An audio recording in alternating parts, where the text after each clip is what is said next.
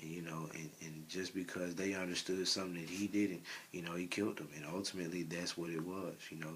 That's why they was killing everybody. You know, they didn't believe what they believed because they didn't understand what the hell everybody else was doing, which ultimately, which ultimately brings me to, you know, brings you to the saying that people feel what they don't understand. Just like I was saying earlier, you know what I'm saying? You know, that you know, ultimately, the European killed, you know, the Indians and you know the Tasmanians and you know the the the the, the, the the good old Lucayan Indians, and our ancestors because they didn't know what they were doing. You know what I'm saying? And we knew the total science of the unseen. That's all that voodoo is, the science of the unseen. That's what God is. God is the science of the unseen. You know what I'm saying? And they end up calling it voodoo when they don't understand the shit, and evil when they don't understand the shit, and they still trying to figure it out. You know what I'm saying? You know, and they trying to keep you from it, and they don't want you to know this shit. You know, so that's ultimately what you get when the real voodoo is their culture. It is this whole fake ass, deceptive, lying ass American motherfucking culture. This whole fucking backwards, self destructive ass culture that they got everybody fucking in. You understand? You know. So this is really what you have, you know, and so I'm really proud that I can break down. I'm really proud that I can break down who King James was, who King James was, because he's nothing no more than a motherfucking name on the front of the Bible. You understand? I mean, hell, young goddamn kid in 2013 think King James is motherfucker with a basketball. You understand? You understand? You know, say King James, hell, they think goddamn LeBron wrote the Bible. You know, and that's just real. But this is so you know exactly who you're really dealing with, exactly why you're really dealing with these things. You know what I'm saying? And the other figure that I wanted to break down is King Leopold II of Belgium, who turned the whole Congo into a literal slave plantation. You understand? And as I said earlier, he's truly what I see to be as the original true Willie Lynch. You know what I'm saying? You know, the original true Willie Lynch, because this guy had the blueprint to the devil's science. You know what I'm saying? And he knew how to con the spirit. You know, he knew how to, you know, con the spirit and build a conspiracy. You know what I'm saying? And he really knew how to pervert souls. You know, and I'm gonna read excerpts and extractions, man. You know, y'all check, y'all read up on him. You know, King Leopold, Leopold. You know, King Leopold II of Belgium. You know what I'm saying? These are excerpts and extractions from from King Leopold's um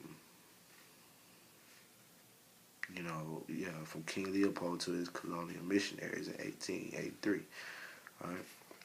He says, your essential role is to facilitate the task of administrators and industrials, which means you will go to interpret the gospel in the way that best protects our interests in that part of the world. Your knowledge of the people will allow you, your knowledge of the gospel will allow you to find the text ordering, subconsciously encouraging your followers to love poverty, like happy are the poor, because they will inherit the riches of heaven, and it's very difficult for the rich to enter the kingdom of God.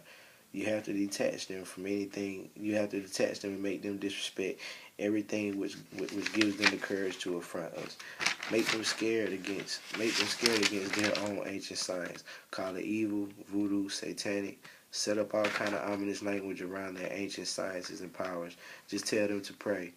All of this is a vivid description of a covert tactic that is properly termed warfare protection.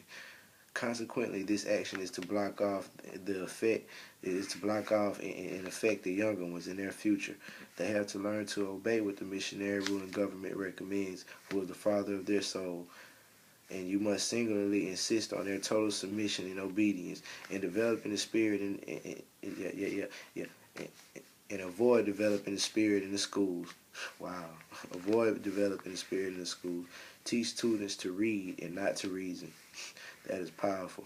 Avoid developing the spirit in the schools. Teach students to read and not to reason. Wow. And that's exactly what you got now. You know, and it's so crazy that all of this ultimately ends up falling on all of us. You know what I'm saying? All of this ultimately ends up falling on all of us. You know, avoid developing the spirit in the schools. Teach the students to read and not to read. You know, these things ultimately fall on all of us. You know, and why I say it falls on all of us is because it goes back just to what I was just saying, you know, earlier about the book of Eli, in that one part where the white guy, where the white guy who's running the white town, you know, he tells Eli, we're the only ones that can read, no one else can read here, you know, and so it really goes back to what King Leopold is saying here, you know, avoid developing the spirit in school and teach students to read and not to reason. You know, wow. He sure said it in the movie. You know, so um, something that is very important to understand and overstand. Understand and overstand. You know, that you know, and the Spirit gave me. You know, that we are not bodies. You know, we're not physical people. You know, we're not worldly people.